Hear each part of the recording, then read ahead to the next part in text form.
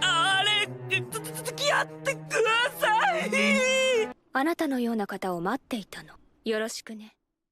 Sid Kagano was just an ordinary boy with a hero's heart, until a fateful accident sent him to a world of magic.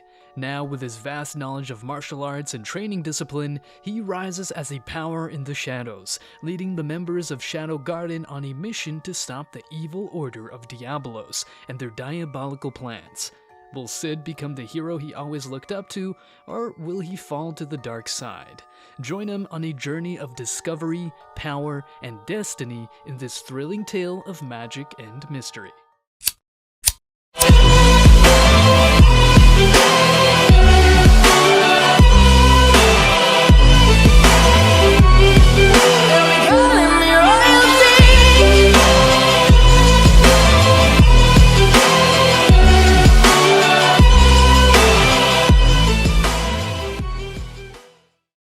We start off our first episode with Nishino Akane beginning her day by rising from bed and indulging in a refreshing shower. Afterwards, she sets herself ready for school. A personal driver awaits her, taking her to her educational institution where she is greeted by the majority of students. However, there lies one student, Kagano, whom she detests. Despite her animosity, Akane greets him and Kagano returns the favor, albeit calling her Nishimura. Akane immediately corrects him, but Kagano apologizes and explains that he hasn't been getting enough sleep, leading him to make such mistakes.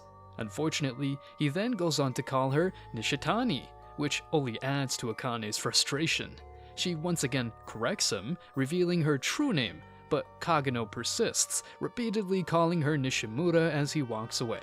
Akane realizes that her disdain for Kagano is not solely based on his inability to remember her name, but also due to the fact that he never truly looks at her.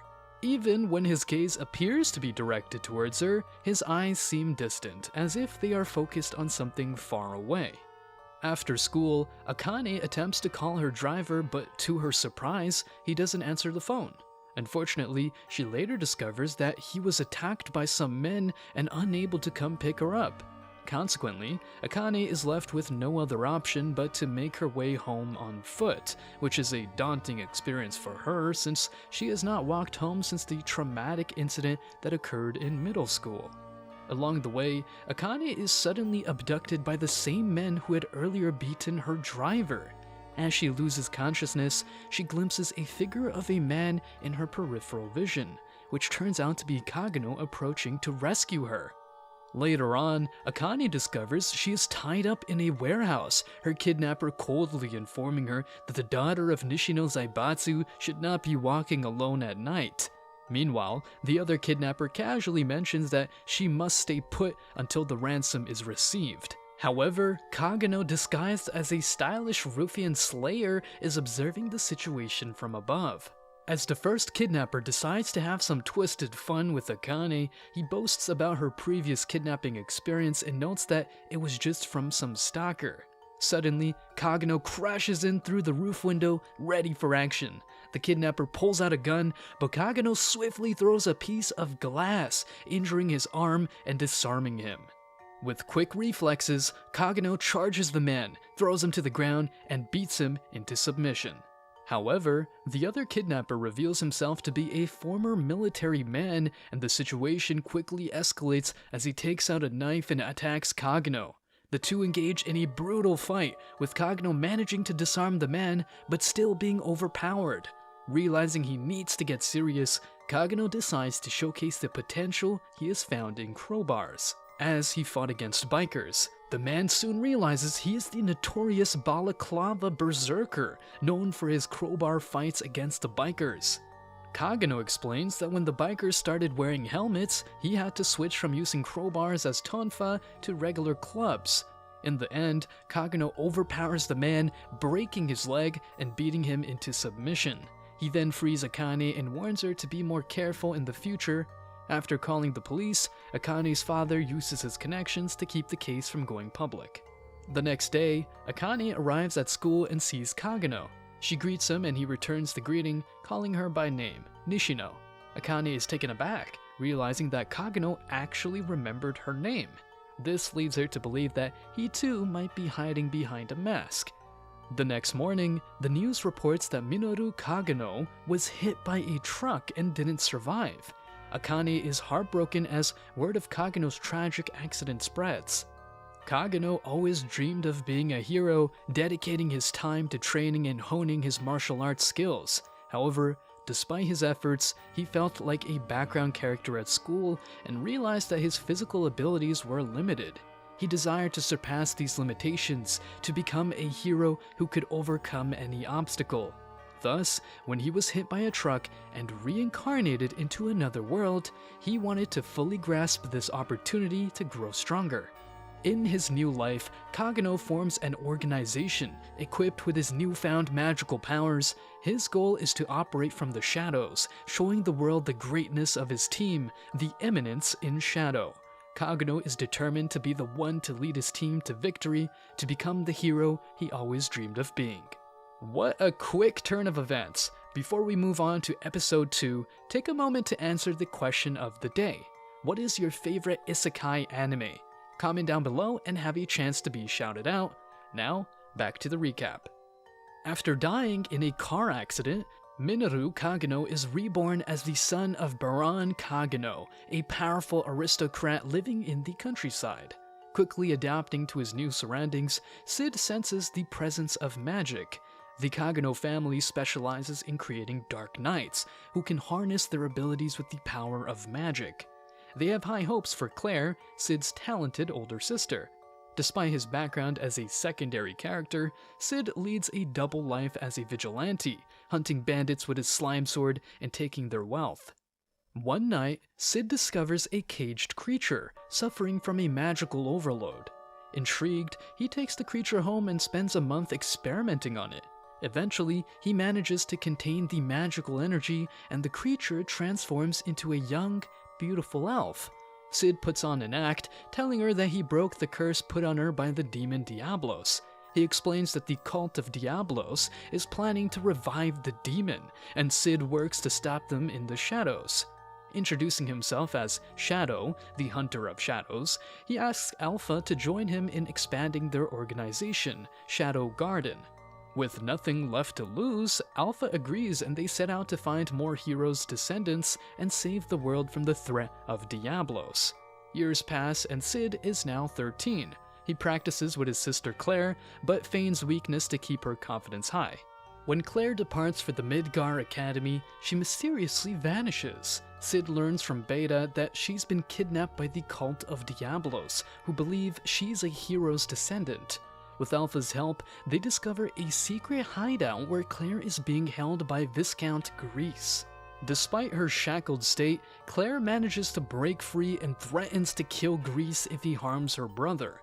However, Grease knocks her out just as intruders enter the hideout. The Seven Shadows effortlessly decimate Grease's men. Alpha announces that they are Shadow Garden, with the mission to eradicate the cult of Diablos. Grease is stunned that they know the name and its secrets and tries to attack Alpha, but she blocks his blows and injures him, saying she won't kill him until she gets answers. Overpowered, Grease takes a magic-boosting pill and pushes away Alpha, breaking the floor and fleeing. Alpha tells the girls there is no need to chase him, as Shadow is already on his tail. While searching the tunnels, Shadow encounters Grease. He easily blocks Grease's attacks and offers to teach him how to use his magic. After blocking his attacks, Shadow cuts down Grease with a large amount of magic. Grease falls, realizing he was powerless against the darkness, but maybe not against Shadow. The following day, Claire returns home with wounds that heal overnight, then heads to the academy. Sid eagerly awaits his turn to attend the academy, but Alpha announces it's time for them to leave, leaving Sid stunned. At the start of episode 3, Alpha informs Sid that the cult of Diablos is a massive, worldwide organization that they must defeat. Although Sid feels this is just Alpha's way of saying that they want their freedom and to no longer play the fighting the cult game, they must split up to effectively battle the cult. As Sid begins his academy life in Midgar Kingdom, he befriends Skel Ital and Po Taito, other low-status nobles like himself. Skell and Poe remind Sid that as he scored the lowest on a test, his penalty is to confess to the most popular girl in school and face rejection. Upon arriving at school, Sid sees Princess Alexia Midgar reject another confession. Excited for the opportunity, Sid nervously confesses to Alexia that evening, only to be stunned when she accepts, stating she was waiting for someone like him. Rumors of Sid's exceptional abilities spread fast, prompting students to question who he is and what makes him so special.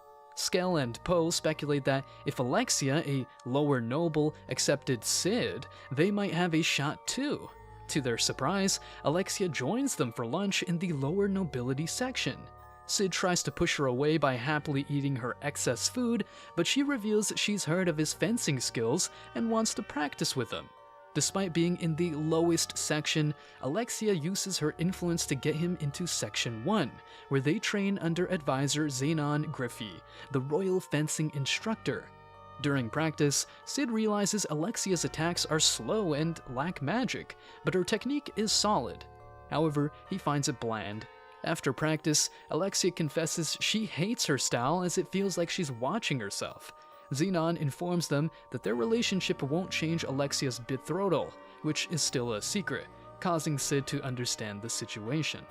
After their conversation, Sid agrees to continue being Alexia's fake boyfriend. However, he is aware that the student body is focused on Alexia and not him, allowing him to be the background character. Despite this, Alexia continues to badmouth Xenon behind the scenes, but Sid chooses not to argue and simply agrees with her. Alexia explains that Xenon is too perfect and lacks flaws, which she finds suspicious. Sid also wonders why Alexia wants to end her engagement with Xenon, but decides not to ask too many questions, knowing that his role is simply to play along and not get involved in her problems. With a gold coin thrown by Alexia, Sid accepts the offer and continues with the act, hoping to maintain his low profile and keep his allowance for his own operation. でも僕のサポート当番って今はベータだよ。厄介なことになっているわね。パッとしない学生ならちょうどいい。寄宿。王女誘拐は教団の手のものよ。Start of episode 4, Alexia wakes up, finding herself shackled in a cell. Next to her, she sees a humanoid monster imprisoned. A man soon arrives, excited about obtaining royal blood. Alexia ponders why he desires her blood, and he explains it's demon blood that he needs to resurrect a demon. In the meantime, Sid is undergoing brutal interrogation regarding the princess's whereabouts. Embracing his role as a classic minor character, Sid yells and cries, pretending not to know anything to avoid being upstaged. Xenon meets with Iris, confessing his guilt for Alexia's kidnapping. Iris questions if Sid could be responsible, but Xenon points out the evidence against him and his belief in Sid's innocence. Given that 5 days have passed, Iris decides to release Sid, but orders they keep him under surveillance. Outside the building, Claire intends to confront the knights and clear Sid's name. However, students discourage her, warning her not to complicate the situation, but Claire remains determined and refuses to listen. In response, Rose takes action, using force to control the situation. Upon Sid's release, he heads home where Alpha pays him a visit. She updates him on the organization's growth and the increasing information they have gathered on the cult. Sid reflects on the girls' visits, observing that they are living normal lives, but he's pleased that they still visit him and play his game. Alpha informs Sid that Alexia has been kidnapped by the cult due to her blood, and they are investigating it. She asks if he wants her to eliminate those who interrogated him, but Sid declines, explaining that they were just doing their job. Before departing, Alpha informs Sid that Delta has arrived and is eager to see him.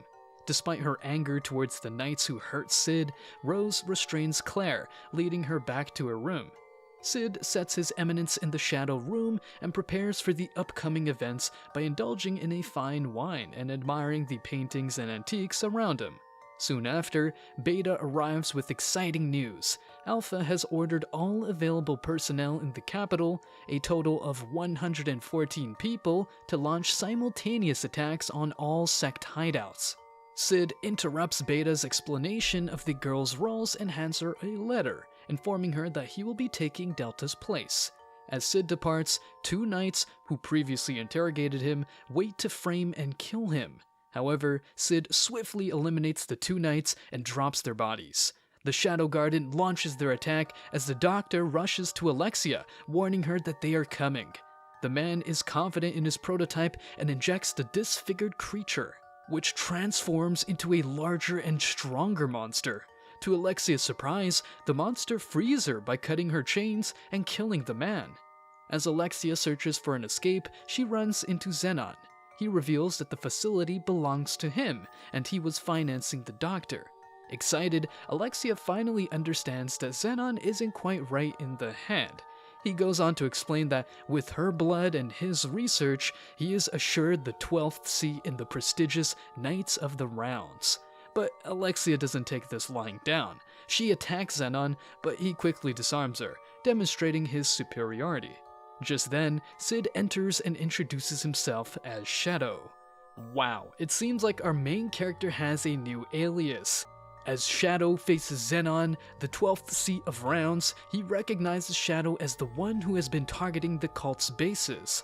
Despite Shadow's reputation as a coward, he stands firmly between Zenon and Alexia, taunting him and questioning the presence of the core member. Iris, meanwhile, encounters a monster above ground and joins the knights in attempting to defeat it. Despite their efforts, the monster heals from each attack. Determined, Iris takes a more serious approach and cuts the monster's arms into small pieces, preventing regeneration. However, Alpha intervenes, revealing the monster's true identity as Milia, the daughter of Greece. Alpha tells Iris that Shadow Garden will handle the situation and she should stay back. Alpha then cures the monster, returning her to her human form. Zenon, determined to prove himself, amps up his magical abilities, but Shadow easily overpowers him.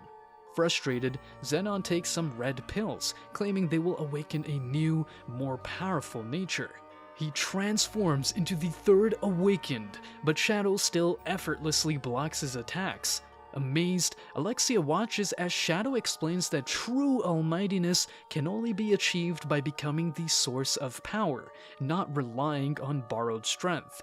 As Zenon continues to attack, Shadow sets a powerful magic circle around him and reveals that he is part of the Shadow Garden, hunting in the shadows. Finally, Shadow uses his ultimate power, I Am Atomic, causing a massive explosion that creates a large crater in the city. Alexia emerges unscathed, picking up a sword and practicing her fencing. Iris arrives, embracing Alexia and expressing her relief that she is alive. Alexia returns to school and informs Sid of Zenon's death. She expresses her gratitude for his support in fencing and wonders if their relationship will continue. But Sid declines, causing Alexia to attack him. The incident becomes known as the Bodiless Murder, one of the school's 7 mysteries. The Shadow Garden girls are enthusiastic about Shadow's power, but Alpha uncovers evidence of a fake group claiming to be from Shadow Garden, delivering justice. Despite efforts to cover their attacks, Gamma is confident they will be caught. Iris learns about the cult and Shadow Garden, leading her to distrust the Knight's Order. She teams up with Glenn and Marco to form a new investigation team and seeks someone to decipher a mysterious item they have found. While carrying books, Sherry Barnett runs into Sid, who is covered in blood from Alexia's attack. At the start of episode 6, Skell and Poe question Sid about his relationship with Alexia, but they are disappointed to hear that they have broken up. Skell suggests they visit a place that sells chocolate to win girls over. Intrigued, Sid agrees to go along with them. Iris presents an artifact they found in the cult's hideout, but they are unable to decipher it. She turns to Sherry Barnett, the kingdom's most brilliant mind, for help. Her father, Lutheran, supports her and Sherry agrees to decipher it. To ensure their safety, Iris assigns the Crimson Order, a small but trusted knight order, to keep watch over them. Alexia also wants to help, and Iris agrees to her offer. Sid, Skell, and Poe head to the store, but the long line forces them to wait 80 minutes. Meanwhile, Poe worries about the killer rumored to be roaming the area at night. Suddenly, a worker asks Sid to answer a survey, leading him inside the store where he feels as though he's stepped into a department store from his old world. In the throne room, Sid discovers that Gamma, the smartest among the girls, runs the store.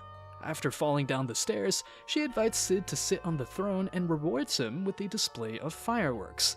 Gamma reveals she has several franchises and 1 million zenai at her disposal.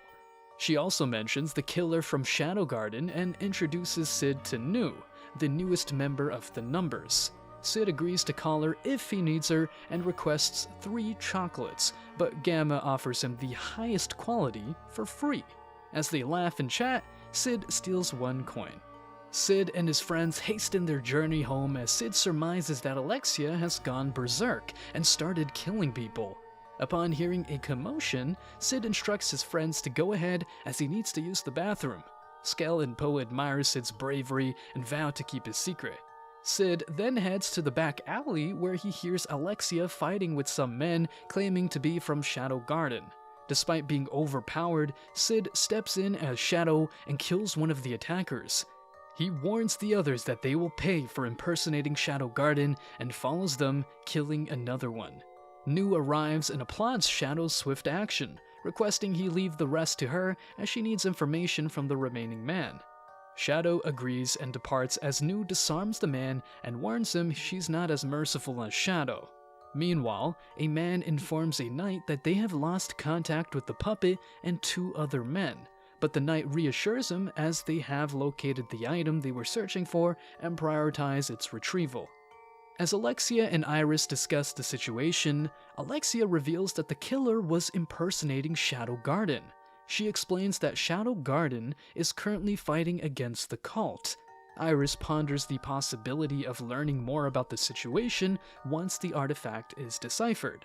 Alexia then poses the question to Iris, who she thinks the real enemy is, Shadow Garden or the cult. Iris declares that both are enemies and that she won't let either wreak havoc in the kingdom. The next day, on the train to school, rumors are circulating that Sid had an embarrassing incident. Skell and Poe, nervous and on the edge, ask Sid if he got the chocolate they had given him the day before. At school, Skell tries to give chocolate to an upper-class woman, but her fiancé catches him in the act. Poe declares that he won't make the same mistake and that he's researched the girl he plans on giving chocolate to. However, when he approaches her, she recognizes him as her stalker and starts shouting.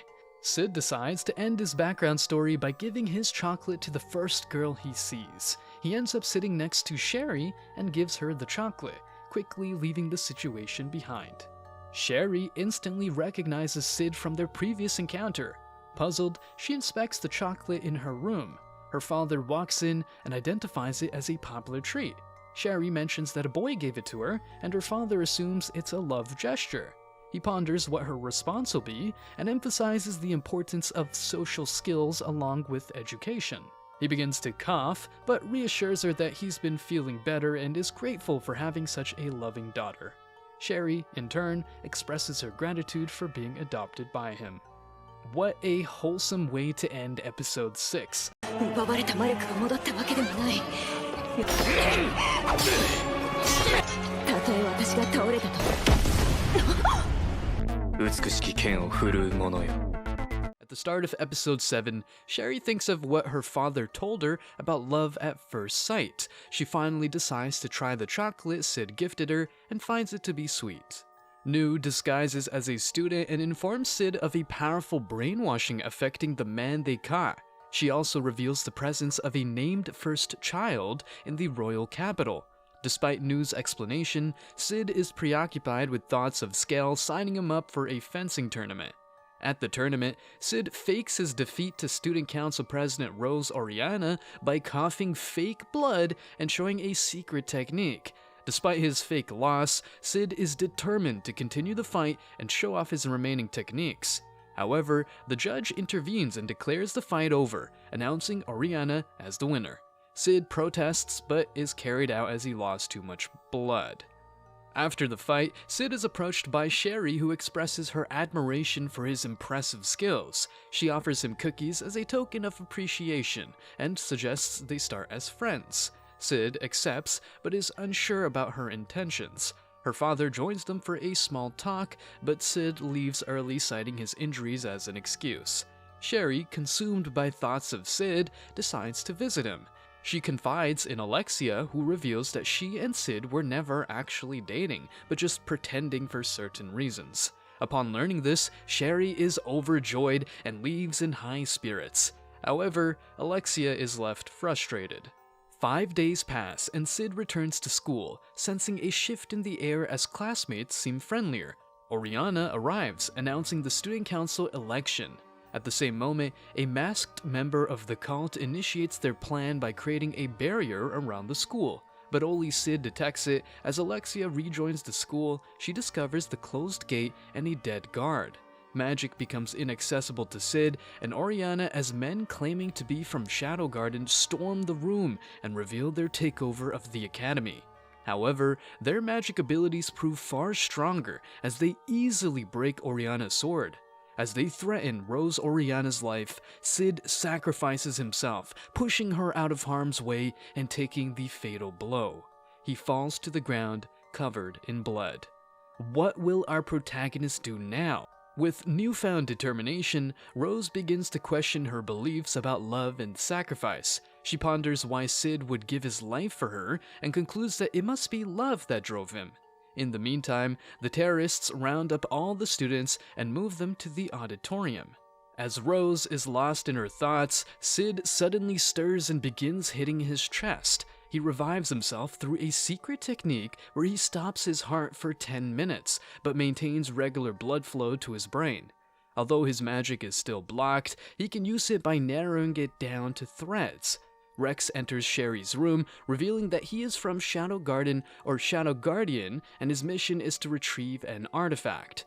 As he sets his sights on the artifact in Sherry's hands, Glenn steps in and prevents Rex from attacking her. Impressed by Glenn's strength without magic, Rex explains that it's easy when his opponent is weaker. Meanwhile, Glenn and Marco keep the terrorists occupied, allowing Sherry to escape. As Sid surveys the terrorists' movements, he grows excited. Despite his frustration at their inefficiency, he decides to take matters into his own hands. At night, he stealthily eliminates several terrorists and notices a young woman running frantically.